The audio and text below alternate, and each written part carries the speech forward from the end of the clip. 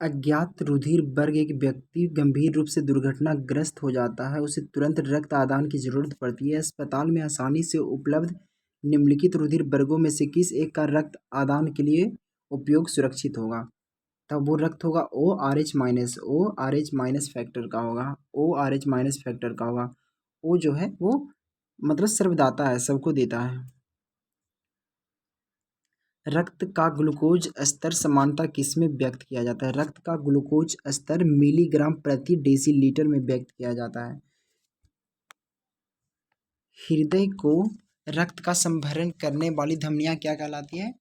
हृदय को रक्त का संभरण करने वाली धमनियां कहलाती है हृदय धमनियां। क्या कहलाती है? हृदय धमनियां, हृदय धमनियां, हृदय धमनियां। प्रतिजन क्या होता है? प्रतिजन, तो प्रतिजन, प्रतिजन ऐसा पदार्थ है जो, प्रतिजन ऐसा पदार्थ है जो प्रतिरक्षा तंत्र को प्रवर्तित करता है, यानी प्रतिरक्षा तंत्र जो है उसको प्रवर्तित करता है। प्रतिजन, प्रतिजन वह पदार्थ है जो, प्रतिजन वह पदार्थ है जो प्रतिपिंड के निर्माण को उद्दीपित करता है। प्रतिपिंड को यानी एंटीबॉडी के निर्माण को उद्दीपित करता है एंटीजन। एंटीजन जो है एंटीबॉडी के निर्माण को उद्दीपित करता है। 56 नंबर सवाल पे आ रहे हैं।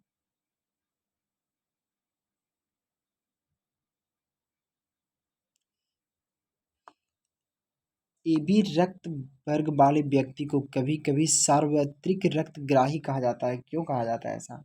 सार्वत्रिक जो ग्राही है उसे उसे क्यों कहा जाता है एबी को? तो इसका कारण है उसके रक्त में प्रतिपिंड यानी एंटीबॉडी का अभाव होता है।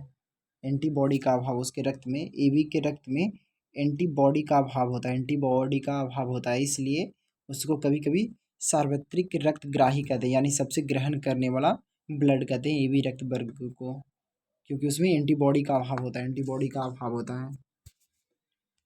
तो 56 के बाद 57 नंबर सवाल पे आ रहे हैं। वर्ग एबी रक्त वाला व्यक्ति किसी ऐसे व्यक्ति को रक्त ले सकता है जिसका रक्त वर्ग हो, जिसका रक्त वर्ग क्या होना चाहिए? तो कोई भी वर्ग हो, ए हो, बी हो, ए बी हो, ये किसी का भी ले सकता है, क्योंकि ए बी सबको, सबका रक्त को ले सकता है, सर्वग्राही से कहा जाता है। किस प्राणी के जीवद्रव में हीमोग्लोबिन का विलय हो जाता है? किस प्राणी के जीवद्रव में हीमोग्लोबिन का विलय हो जाता है? हीमोग्लोबिन का विलय हो जाता है किसमें? तो ये हो जाता है केंचुआ में, यानी अर्थवॉर्म में, अर्थवॉर्म में हो जाता है हीमोग्लोबिन का विलय। नीचे दिए गए व्यक्तियों के रक्तदाब का मान दिया गया है, तो निम्नलिखित में से किसका रक्तदाब सामान्य है? किसका रक्तदाब सामान्य है ये बताना है। किसका रक्तदाब सामान्य है ये बताना है। ऑप्शन में है Shrimati x, Shrimati by, Shri by. तो नॉर्मली जो रक्त का जो होना चाहिए, रक्त का दाब होना चाहिए वह 120 से 80 से 120 वही मेन रूप से इसका रहना चाहिए। तो श्री बाई यानी 3 का है जो वो दिखा रहा है, तो 59 का आंसर हो जाएगा श्री बाई। तो 59 का कौन सा आंसर हो जाएगा? D, Shri by. मानव रक्तदान के लिए कौन सा रक्त समूह सार्वत्रिक दाता यानी सबको देने वाला कौन होता है? तो ओ समूह वाला होता है जो सबको देता है। कौन? ओ समूह वाला सबको देता है, ओ ग्रुप। 60 के बाद फिर 61 में आते हैं। रुधिर जो ग्रुप ओ है वह क्या है? सबको देता है। क्या करता है? सबको देता है, यानी सार्वत्रिक दान करता है ग्रुप ओ। किस शरीर प्रक्रम में थ्रोम्बिन का संबंध है? थ्रोम्बिन का संबंध किससे है? थ्रोम्बिन का संबंध है जो रक्त जमाव यानी ब्लड क्लॉटिंग से, ब्लड क्लॉटिंग से। हीमोग्लोबिन के बारे में निम्न कथनों पर विचार करना है, हीमोग्लोबिन के बारे में विचार करना है और कौन सा सही है ये बताना है, हीमोग्लोबिन के बारे में बताना है। तो हीमोग्लोबिन के बारे में, यह लौह होता है, इसमें लौह होता है हीमोग्लोबिन में। हाँ। यह रक्त में ऑक्सीजन का वाहक करता है। यह रक्त को लाल रंग प्रदान करता है हीमोग्लोबिन। हाँ। यह कुछ रोगों के प्रति प्रतिरक्षा प्रदान करता है हीमोग्लोबिन। NW इसी को कम है ना, तो 4 गलत हो जाएगा। तो 4 गलत ये नहीं होगा, 4 गलत ये नहीं होगा, 4 गलत ये नहीं होगा, तो अपने आप आंसर बी हो जा रहा है। हीमोग्लोबिन में कौन सी धातु होती है? हीमोग्लोबिन में लौह होता है, आयरन, ये तो आप जानते ही हैं। मानव शरीर में हीमोग्लोबिन का कार्य क्या है? हीमोग्लोबिन का कार्य क्या है मानव शरीर में? ऑक्सीजन का परिवहन करना कार्य है, ऑक्सीजन का परिवहन करना। लाल रक्त कणिका, आरबीसी का रंग कैसा होता है? आरबीसी का रंग होता है, तो आरबीसी का रंग क्या होता है?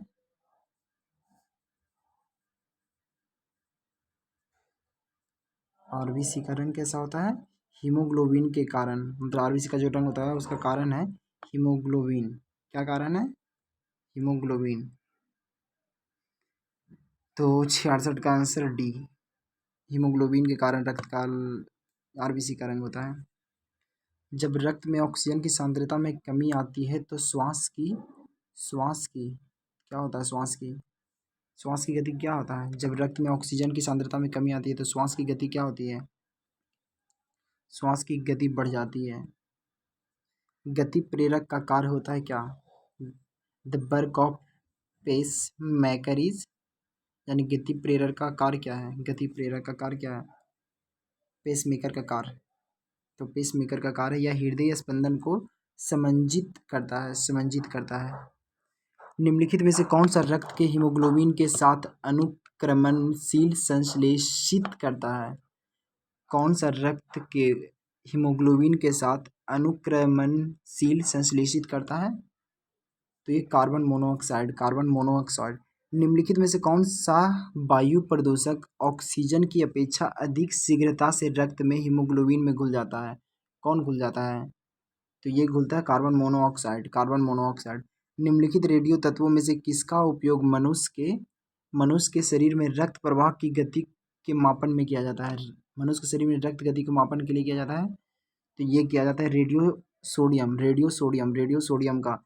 हृदय की धड़कन नियंत्रित करने के लिए निम्न में से कौन सा खनिज आवश्यक है? हृदय की धड़कन को नियंत्रित करने के लिए, हृदय की गति को नियंत्रित करने के लिए पोटेशियम। क्या है? पोटेशियम, हृदय गति को नियंत्रित करने के लिए पोटेशियम।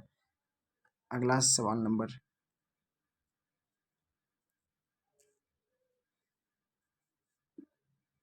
अगला सवाल 73 नंबर, 73 सवाल पढ़ना है। कटे स्थानों से रक्त प्रवाह रोकने के लिए फिटकिरी का उपयोग किया जाता है, ये तो बात सही है। रक्त एक कोलाइडी निकाय है जिसमें ऋणावेशित कोलाइडी कण होते हैं। फिटकिरी के एल्युमिनियम आयनों को स्कंदन शक्ति अधिक देता है अतः रक्त स्कंदित हो जाता है, ये भी सही है। दोनों एक दूसरे की व्याख्या कर रहा है, ये आंसर हो जाएगा। 74 नंबर सवाल, डब्ल्यू बी सी बनना तथा आरबीसी का विनाश, ये क्या कहलाता है? जो कि डब्ल्यूबीसी का बनना और आरबीसी का विनाश, तो ये क्या कहाँ होता है? प्लीहा में। निम्न में से किसको लाल रक्त कोशिका की कब्रगाह कहते हैं? लाल रक्त कोशिका का कब्रगाह किसको कहते हैं? लाल रक्त कोशिका का कब्रगाह किसे कहते हैं? तो ये तिल्ली या स्प्लीन।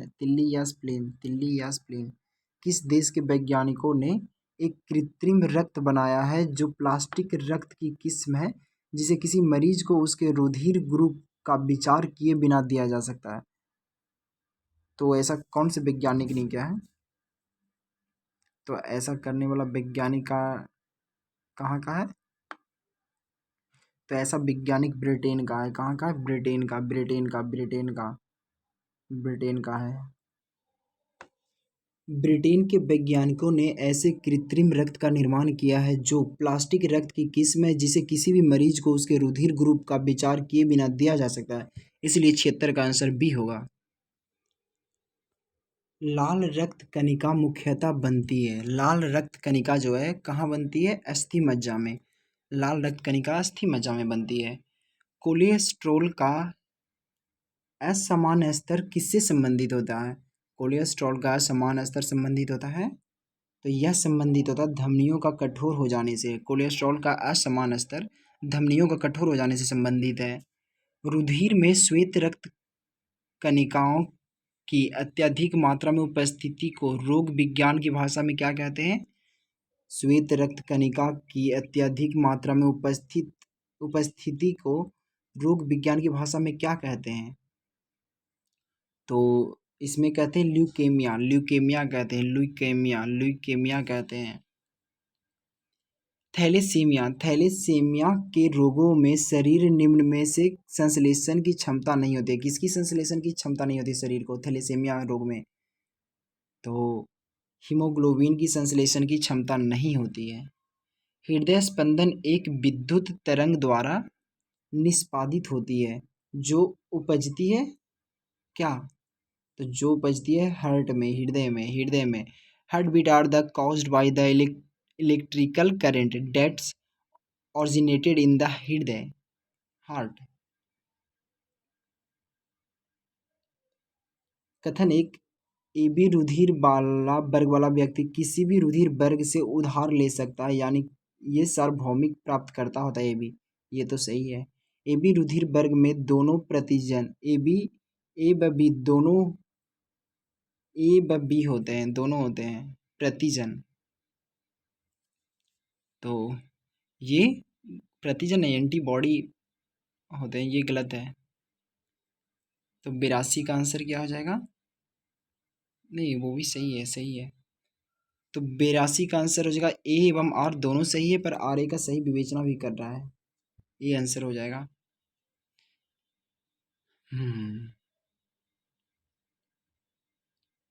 इसमें भी कथन और कारण दिया है, कौन सा सही है कौन सा गलत है ये बताना है 83 नंबर में।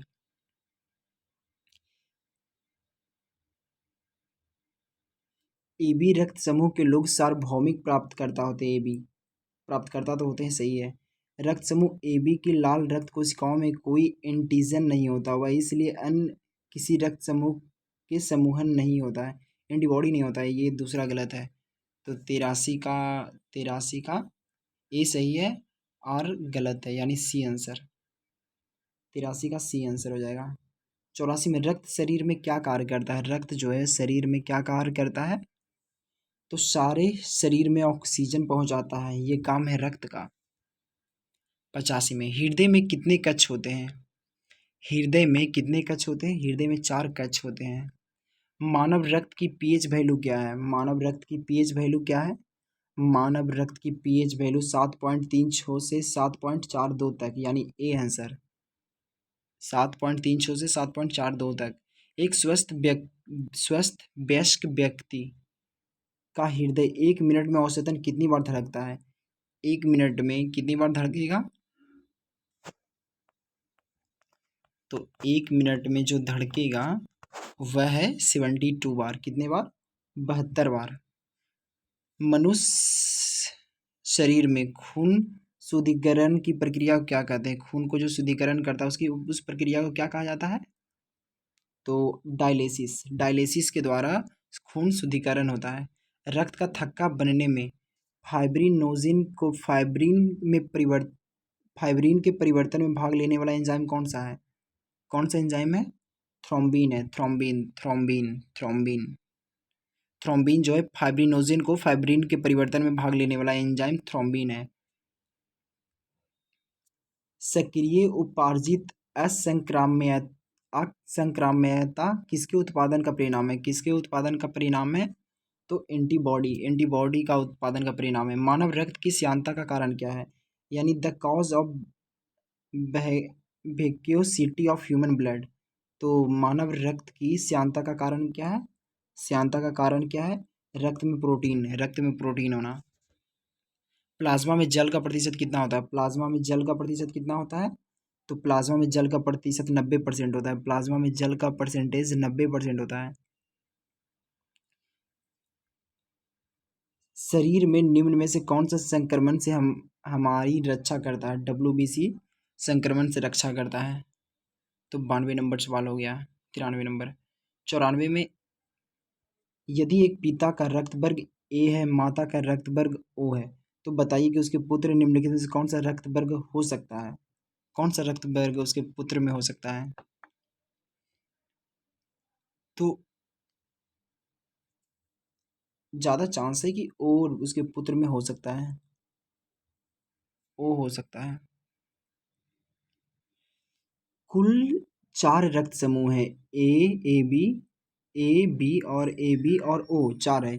यदि किसी पिता का रक्त वर्ग ए एवं माता का रक्त वर्ग ओ है तो उनसे होने वाली संतान यानी पुत्र का रक्त समूह ए अथवा ओ में से कोई एक हो सकता है। ए या ओ दोनों में से कोई एक। और यहाँ पे ए और ओ, ए है और ओ है, तो ये दोनों में से कोई हो सकता था। बी तो होगा नहीं, ए बी भी नहीं होगा, बी और ए बी और ओ ये भी नहीं हो सकता है, बी ए बी और ओ ये भी नहीं हो सकता। तो ए या ओ, तो यहाँ पर ऑप्शन में ओ ही सिर्फ है, इसलिए आंसर सी हो जाएगा 94 का। 95 में मानव रक्त में कार्बन डाइऑक्साइड, मानव रक्त में कार्बन डाइऑक्साइड परिवहन होता है कैसे?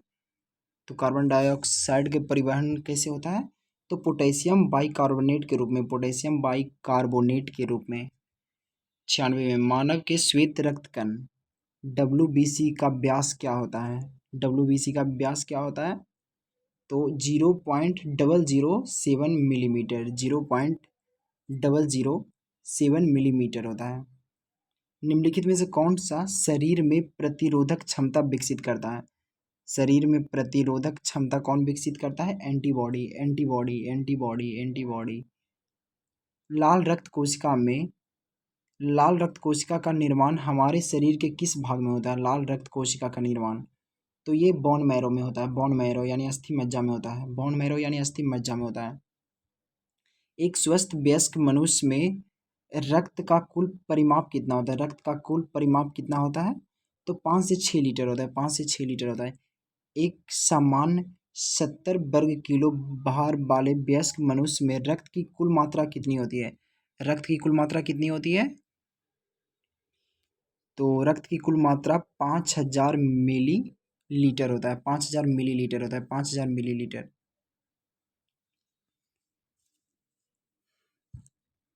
निम्नलिखित में से कौन सा रक्त के हीमोग्लोबिन के साथ अनुत्क्रमणीय संश्लिष्ट बनाता है? अनुत्क्रमणीय संश्लिष्ट बनाता है, तो ये बनाता है carbon monoxide, carbon monoxide, carbon monoxide. Myoglobin में हीम जैविकीय रूप से महत्वपूर्ण है, जिसका प्रयोग निम्न के संचय में किया जाता है। किसके संचय में किया जाता है? तो ये किया जाता है मांसपेशियों में ऑक्सीजन के संचय में। निम्नलिखित खनिजों पर विचार करना है, निम्नलिखित खनिजों पर विचार करना है।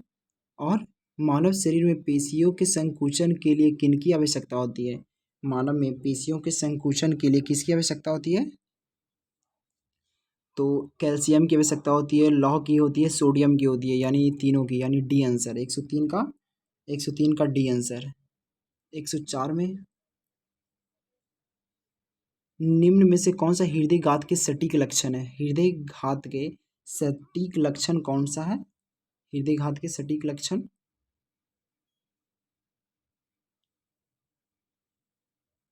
हृदय घात के सटीक लक्षण, जी मिचलाना, तेज पसीना आना, सिर दर्द नहीं यार, सीने में तेज दर्द, यानी 1 2 4, 1 2 4, 1 2 और 4। 104 का आंसर हो जाएगा डी, 104 का आंसर डी हो जाएगा, 1 2 4, सिर दर्द नहीं होगा। और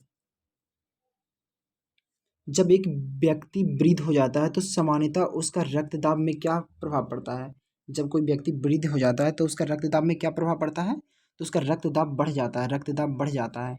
मानव कलाई में नाड़ी स्पंदन करती है, मानव कलाई में नाड़ी स्पंदन करती है, क्यों?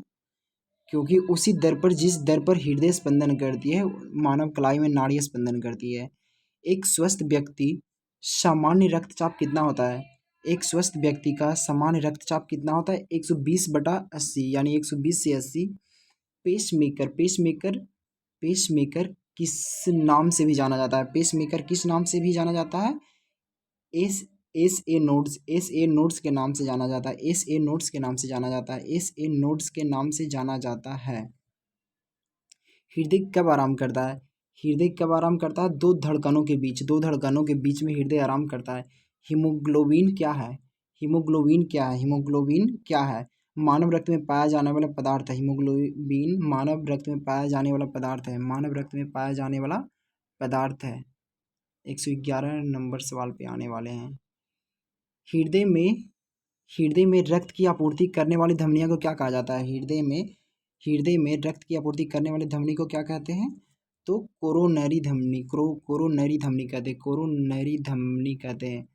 मानव मस्तिष्क के बारे में निम्नलिखित कथनों पर विचार करना है। मानव मस्तिष्क के बारे में विचार करना है। मस्तिष्क हृदय गति को नियंत्रित रखने के लिए उत्तरदायी है, यह शरीर के संतुलन के लिए भी उत्तरदायी है। दोनों सही है, यानी इसका आंसर सी हो जाएगा। शरीर का तापमान नियंत्रित करता है। शरीर का तापमान कौन नियंत्रित करता है? शरीर का तापमान नियंत्रित करता है हाइपोथैलेमस। हाइपोथैलेमस शरीर का तापमान नियंत्रित करता है। मस्तिष्क का कौन सा भाग शरीर के आसन और संतुलन को बनाए रखता है? मस्तिष्क का कौन सा भाग शरीर के आसन और संतुलन को बनाए रखता है? कौन सा भाग? तो ये पश्च मस्तिष्क, यानी पश्च मस्तिष्क। निम्नलिखित में से कौन सा एक प्रतिवर्त क्रिया नहीं है, यानी रिफ्लेक्स एक्शन कौन सा एक है जो रिफ्लेक्स एक्शन नहीं है? तो श्वास ये रिफ्लेक्स एक्शन है, हार्ट पंप भी रिफ्लेक्स एक्शन है, लार भी रिफ्लेक्स एक्शन है, हाथ का हिलना ये रिफ्लेक्स एक्शन नहीं है। तो इसका आंसर डी हो जाएगा। 115 का आंसर डी, 115 का आंसर डी। निम्न युग्मों में से कौन सा सही सुमेलित है? कौन सा सही सुमेलित है? कार्डियोलॉजी श्वसन तंत्र ये गलत है। गैस्ट्रोलॉजी मूत्र तंत्र ये भी गलत है। 116 का। यूरोलॉजी पाचन तंत्र ये भी गलती है। न्यूरोलॉजी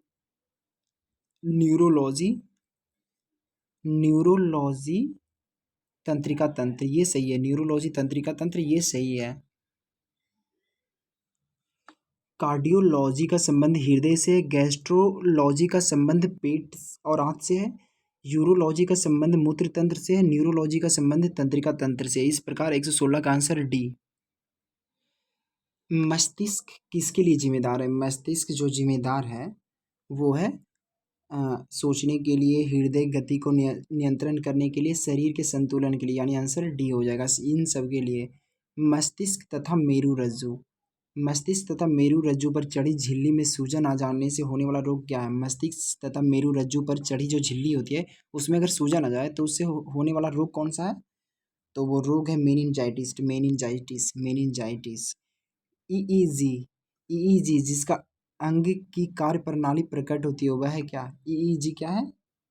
ईईजी जो है, ईईजी ये मस्तिष्क के लिए, मस्तिष्क की कार्य प्रणाली प्रकट करता है। ईईजी किसका करता है? मस्तिष्क की।